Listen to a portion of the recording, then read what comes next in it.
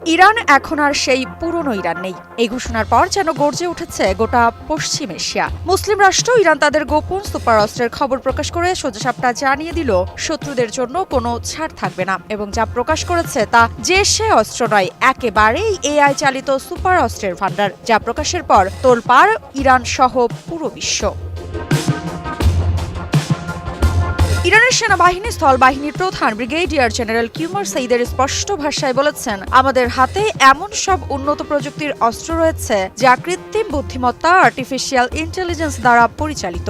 এই অস্ত্র শত্রুর কল্পনার বাইরে, যা ভাবনার আগেই সবকিছু বদলে দিতে সক্ষম। হেইদারি জানান, এই অস্ত্রগুলো এখনো গোপন রাখা হয়েছে কৌশলগত কারণে, তবে প্রয়োজন হলে শত্রুকে সময় দেওয়া হবে না। আমরা শুধু তাকিয়ে থাকবো না, হাত থাকবে ট্রিগারে। ইরান সবসময় পুরোপুরি প্রস্তুত রয়েছে যুদ্ধক্ষেত্রের জন্য, এবং এই প্রযুক্তির মাধ্যমে এক তুড়িতে শত্রুকে ঘায়েলের সক্ষমতা অর্জন করেছে দেশটি।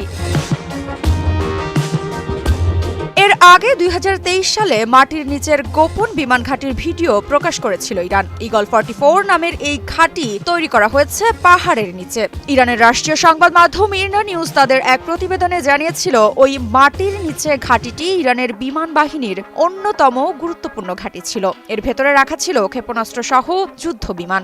এরপর 2025 সালের প্রথম দিকে ইরানের দক্ষিণাঞ্চলে ক্রুজ ক্ষেপণাস্ত্রের নতুন ভূগর্ভস্থ ঘাঁটি উন্মোচন করে ইসলামী বিপ্লবী গার্ড বাহিনী IRGC।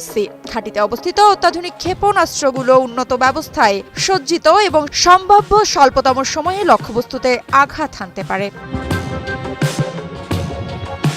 IRGC নৌবাহিনীর commander rear admiral Ali Reza Tangsiri ক্ষেপণাস্ত্র নগরীর মোড়ক উন্মোচন অনুষ্ঠানের ফাঁকে বলেন, নতুন উন্মোচিত ক্রুজ ক্ষেপণাস্ত্রগুলোর কদ 380 মডেলের মতো, যা 5 মিনিটেরও কম সময়ের প্রস্তুতিতে উৎক্ষেপণযোগ্য।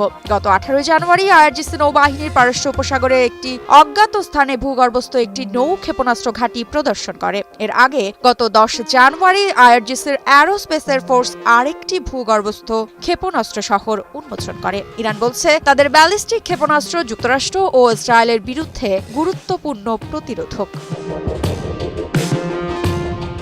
বিশ্লেষকদের মতে ইরানের এই ঘোষণার পেছনে স্পষ্ট বার্তা রয়েছে আমেরিকা এবং তার পুরনো মিত্র ইসরায়েলের প্রতি। বিশেষ করে ডোনাল্ড ট্রাম্পের প্রেসিডেন্সি যেভাবে ইরানকে চাপে রাখার চেষ্টা করছে, এই ঘোষণার মাধ্যমে সেই চেষ্টার উপর যেন শেষ পেরেক ঠুকে দিল ইরান।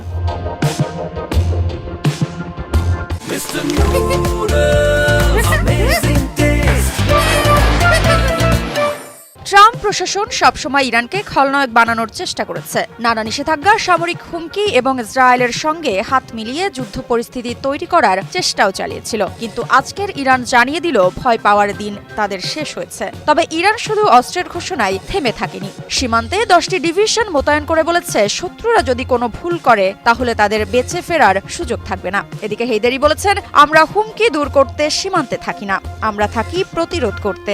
শত্রুকে জানিয়ে দিতে আমাদের চোখ খোলা আর আঙুল রয়েছে ট্রিগারে।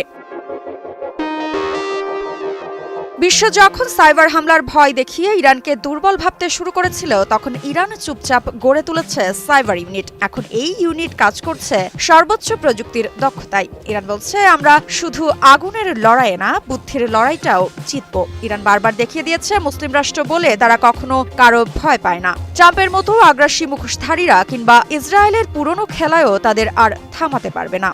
পশ্চিম এশিয়ার রাজনীতিতে এখন একটাই প্রশ্ন, এই সুপার অস্ত্রের মুখোমুখি হতে কে প্রস্তুত? মৃত্তিকা বিশ্বাস, নিউজ 24।